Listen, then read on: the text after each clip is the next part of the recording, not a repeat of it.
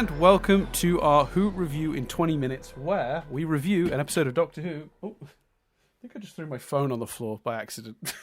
Sorry. Should we start again, or are we keeping that in? Yeah, keep it in. Fine.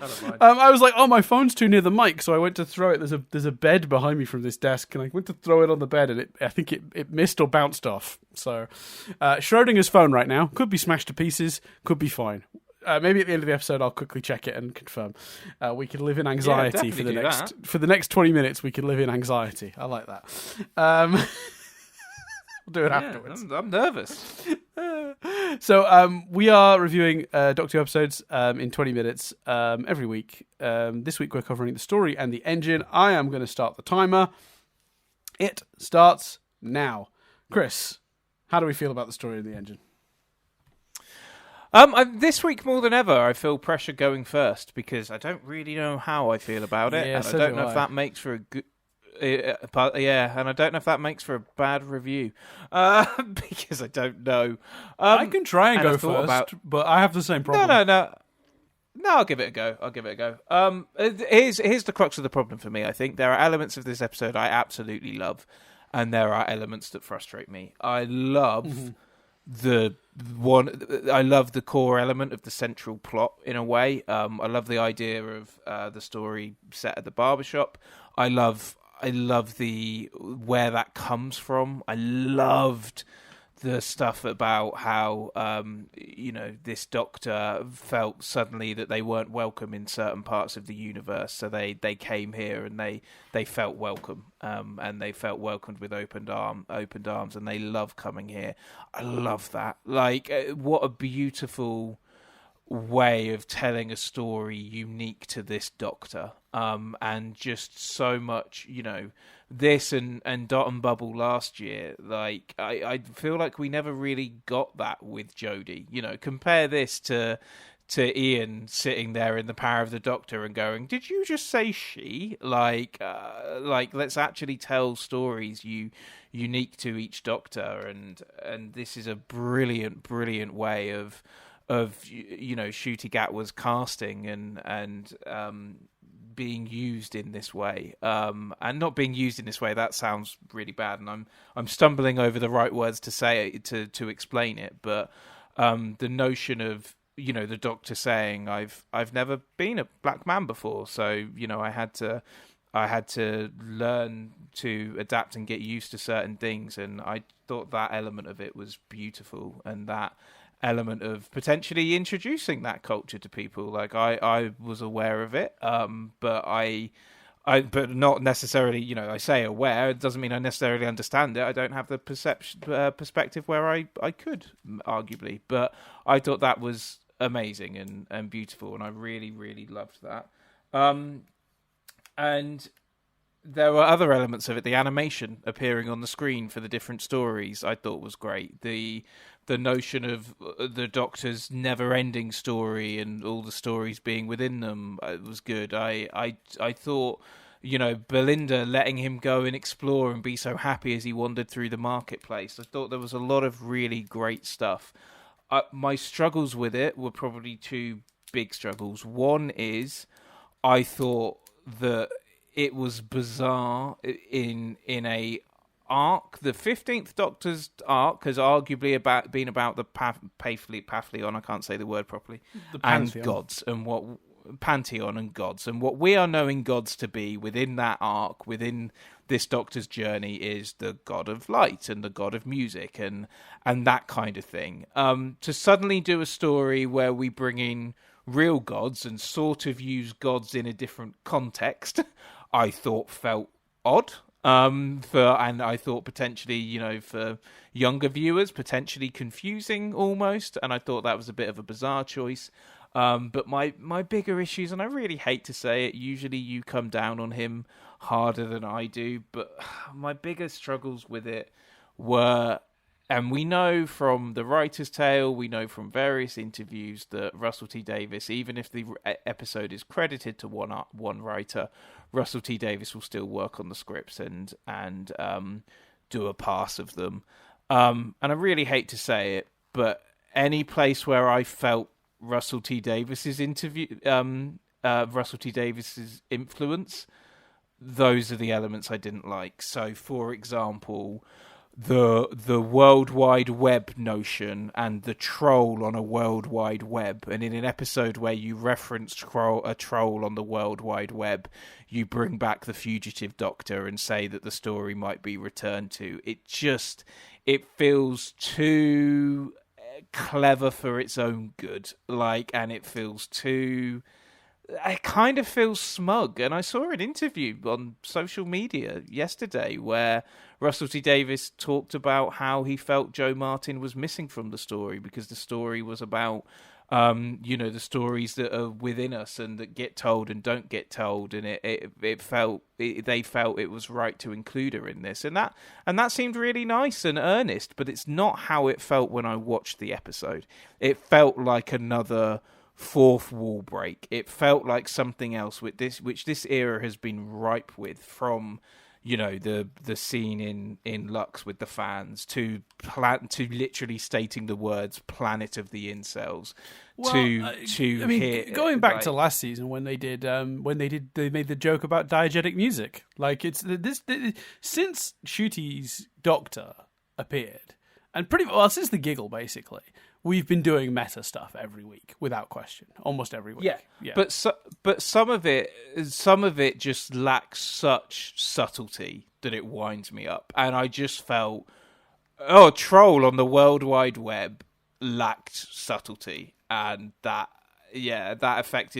impacted me when watching it, as well as returning to slightly convoluted storytelling. And again, I feel like there's a really clear, simple, concise story in here, but I feel like it's been hidden and merged. But yeah, I don't even know if I've explained all that properly, and I reserve the right to, if you ask me again in 2 days, I might say different things or change my mind, because I just don't quite know how I feel about it. What I do know is there are absolutely, categorically, some elements of it that I absolutely adored. But there are some elements of it that I was confused by and didn't enjoy. What did you think, Dan? Yeah, I think similarly, but maybe different reasoning. I'm not sure, but I think I really enjoyed the episode on the whole. I think it's probably, I don't know, up there as maybe the second or third best episode of the series in terms of just did I enjoy the episode, my entertainment value of the episode. Really, really good. I thought the story was super interesting, and I think the story. I guess this is where my criticism comes in, because I agree with all the compliments Chris gave. I think there's a bunch of really interesting ideas. I love all the cultural stuff. I thought there was some really interesting plays on ideas that they brought in, like the hair being the maze. Oh, really cool. I thought that was really neat. Fantastic. The idea of a barbershop being a place to go and tell stories, and like a community hub, as well as just a place to go get your hair cut, is really interesting and really nice way to sort of look at these stories, and again to examine some of this more cultural elements of this Doctor. All that top tier. I think the problem, and the reason I'm with Chris on not being 100% sure where I land on this episode, is I think sometimes when we're in a Doctor Who story where the rules are not defined, it's all a bit woolly, something can feel more confusing than it actually is. Because the principle of a guy who is good at telling stories being taken by gods, and let's not use the word God to mean a literal god. Let's use the word God as a very powerful being, a cosmic entity, right? Which is how Doctor Who has generally used that word. Cosmic entities taking his ability and using it to turn themselves essentially into gods of storytelling, and then casting him aside so he wants revenge. Very straightforward.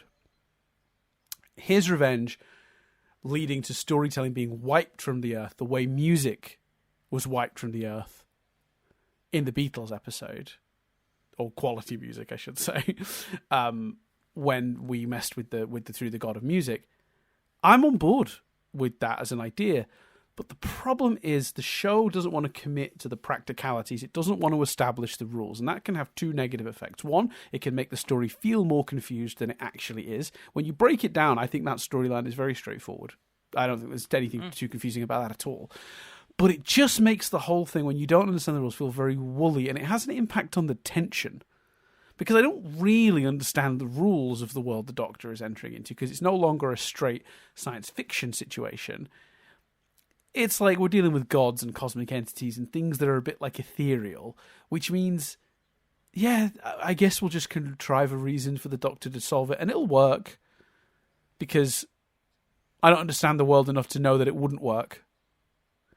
If we're dealing with a very practical, physical problem, like an episode where the Doctor's on a ship that's about to explode, I understand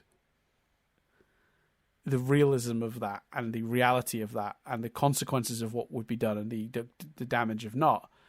When I don't fully appreciate what a world without stories would be, because we don't see that, and where I also don't really understand what would and wouldn't stop this guy's plan because it's all a bit ethereal, it just sucks a lot of tension out of the story for me. And this is just a preference thing, I think, about the kind of storytelling I like in Doctor Who and science fiction versus what someone else might like, rather than a quality thing. Because I think the quality of this product is on display. I think it's extraordinarily well written.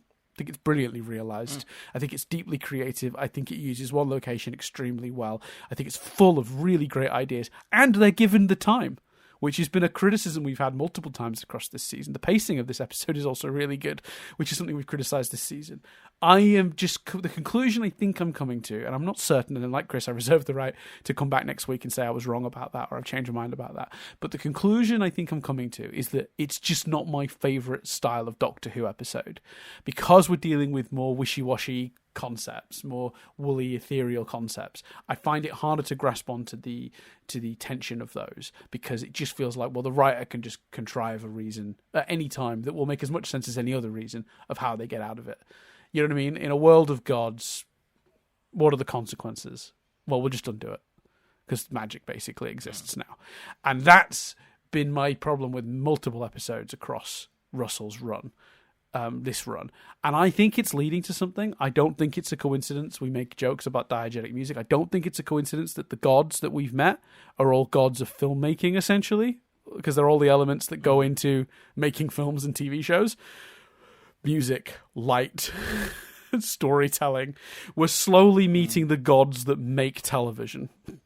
Starting to think that's not a coincidence. It can't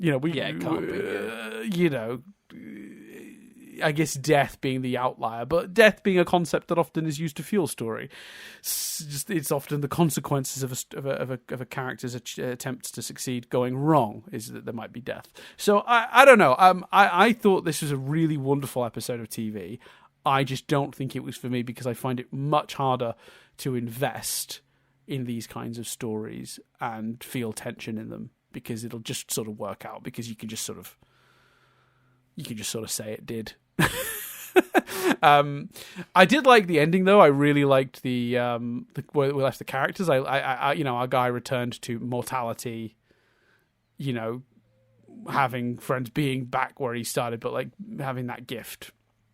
I felt mixed things about the inclusion of Jo Martin, because I feel like in this episode, especially because I was a little bit like, because he said something like in the beginning of the episode, he said something like, "Oh, the first time I've had this skin," and I like, the first time I've been a black man, basically, You've been black before. We've established this now. So not including her would have made that line feel even worse, and I already didn't feel great about that line. Part of the problem there is the unclarity of you're trying to do two different things. So it would work in the first instance, arguably, because he doesn't have memories of his time as the fugitive Doctor. But then when you bring her in, she's being brought in because he's suddenly got memories of his time as the fugitive Doctor. So you can kind of do one or the other, but not both. Well, that's my question to you. I wasn't sure I liked the use of her. She should be in this episode, and I think she should be used more generally. And this is coming from someone who hated Chibnall's era and hated the Timeless Child concept, did not care for that at all, don't think they did anything with it. Just didn't help anyone's story do anything. It was just nonsense for nonsense sake. But it did give us Jo Martin, who I love in the role and would like to see more of. Love. And actually, in the past, one of our biggest complaints about the Timeless Child is a big is a big FU to the notion of having such an important piece of casting be reduced to random cameos. Correct. No. Like give that amazing casting what it deserves. Not just because of her being an incredible actress, but also the significance of that casting as well. Right, and I really do think she's brilliant. Like, regardless of the other social meta-textual implications of casting a black woman as the Doctor, which they did before a black man was the Doctor, and I think that's also really cool and really significant. You know, she was the first person of color to play the Doctor. Yet exactly. She's done nothing, and she's not been used, and I don't think this is solving it. I think this might be exasperating it, because while this story did call for her use, it was like an afterthought. Like they went, "Oh crap, yeah, we do have the fugitive Doctor. We should probably reference that because otherwise it's going to feel hollow." Well, this weird moment where I think what we were implying is he was the fugitive Doctor when that original story happened. I think that's what we're implying, and that's how she's picturing the Doctor. But I mean, I'm not even sure that's true necessarily, because again, why would he have those memories? He's not supposed to have memories of his time as a fugitive Doctor. But whatever, let's just assume timey-wimey bullshit. Those memories have come back. The confusion for me is it isn't even really the crux of the issue. It's just that it also feels hollow and meaningless because it's still tacked on, brief, and also a little bit of an almost like shitty tease if we're not going to do something about it. You know, because she says her line is like, "It's a story one day we might get to tell," or something like that. And I'm paraphrasing massively there, so apologies, but that's the premise basically. And it's like, oh, that's just mean. Unless your plan is that tomorrow you're announcing a Fugitive Doctor spin-off series, which, by the way, I'd prefer over the fucking Land and Sea, War of the Land and Sea bullshit, to be honest with you. Maybe that's just me. But, yeah, give me that. So, yeah, a frustration with Jo Martin's use in this for me, because as much as I'd loved to see her, this isn't enough. This feels tacked on. This feels hollow. Feels empty. Yeah. Well, in that clip I saw, Russell T Davies literally uses the word, "We realised it was missing Jo Martin." Well, that's not... Well, then do something proper with Jo Martin. Like, have the Fugitive Doctor be able to tell their own story. So that does really imply then that it was a last minute consideration, that's disappointing. I don't know how last minute it was, but last minute in the sense of, okay, a late edition then, not something that was part of the original premise. Let me rephrase that. Maybe not last minute in certainly terms of a week before shooting. You certainly get the impression RTD added it, not the original writer. Right. Oh man, that's so disappointing to have that confirmed. I felt it, but seeing it confirmed is brutal. Look, the cast are amazing. It's shot beautifully. It's a really, really entertaining Doctor Who episode. It's full of really interesting ideas. They're explored thoroughly, which is a novelty sometimes in modern Doctor Who. With these 45-minute episodes, not really always having the time to explore their ideas thoroughly. Everyone's on fine form. Yeah, it's a great episode. It's one of the best episodes of this series. It's like maybe second or third, depending on like when you ask me. But I have my concerns. I have my irks. It's not my favourite kind of Doctor Who episode, in truth. But then the Jo Martin stuff was an extra like little dig. So yeah, 2 minutes left, Chris. What summary? How are you feeling? I agree. I think there are some incredible ideas. I almost just wish I'd like to have seen, because I feel like, and obviously we're using up time. Let's see if I can find it quickly. The story and the engine. I'm just trying to find the name of the writer, because obviously we've complimented. Oh, I have that in front of me. It's Inua Ellams. I would like to. It sounds really harsh. I'm a big RTD fan. I'd like to have seen his initial draft and seen what story that would have been, because I just feel like the things I don't like about this, I feel like they kind of come from RTD, and I get the sense that maybe the initial thing would have been a lot cleaner. Now, obviously, I've got no evidence for that at all. Like, there's no way of knowing that. But I think there's some incredible ideas here. But the added execution, or what I conceive to be the added execution, feels weird. Yeah. But equally, I'm very, very glad it exists. I'm thrilled they told the story. It is also one of my favourite episodes, despite the criticisms. And I think it's a very important episode that I'm really, really thrilled exists. Yeah, me too. And I love the Doctor's relationship with those characters as well. I liked the sort of drama they injected there, where he felt a bit betrayed by him, and the resolution of that. All really well done, all really well performed, all excellently written. I look, it's a really good episode, Doctor Who. I know that we've spent a lot of this time focusing on the negatives, and there's 30 seconds left, but just very quickly, I just want to say, I know we spent a lot of time focusing on the negatives, but the reality is everything else works so well. Other than just telling you it's a really good episode of Doctor Who, it was more interesting to talk about the couple of things that sort of stopped me from saying it's the best thing we've done this season. I think this is the first time where we've hit up against the format of this podcast. Yeah, because if we had 40 minutes, it would have also been, we'd have had 20 on the good one. Yeah, that's the end of our time. I agree. Yeah, that you're exactly right. That is the problem. We would have spent a lot more time talking about the good if we'd have had more time. But there you go. Look, another episode of Doctor Who in the books. We're back in a week to do Interstellar Song Contest. We will see if the Interstellar Song Contest is any good. I am dubious about this one, but different writer. I like Juno Dawson. Yeah. Oh, I will say, actually, we're breaking the format, but very quickly, another small criticism. Belinda was not used well in this episode. Sorry. Wasn't well used at all. It's a real shame. She sort of was there. Yeah, which I'm going to break them. You've broken it once, I'll break it once as well, to say that it's such a shame when last week's episode was a Dr. Light episode and a Companion Light episode. So to then also not have the companion in this episode as well, you sort of go, we're not going to get the time with the Doctor and Belinda that we wish we had. And I think you could argue we've not had the time with the Doctor and Ruby we wish we'd had either. And I think that's going to be a defining thing of this era, unfortunately, because maybe 8 episodes just isn't enough. Yeah, I would agree. But can I make one other? Well, this is a complaint about the series and the marketing, and I feel like I've really hounded him. So can I make one other comment? Sure. It really, going back, there's an interview, I can't remember where it is. There's an interview with RTD before the season where he's like, we're doing something we've never done before. It's really interesting. It's a real challenge. We're doing something we've never done, where essentially, because of the plot of Get Her Home, we essentially have to avoid Earth. And that's a real challenge. This episode is set in 2019. Like, you've not, I'm so, last week's was a space station. Like, it's not like that was a new planet or anything like that. And we've had 2 historical Earth stories.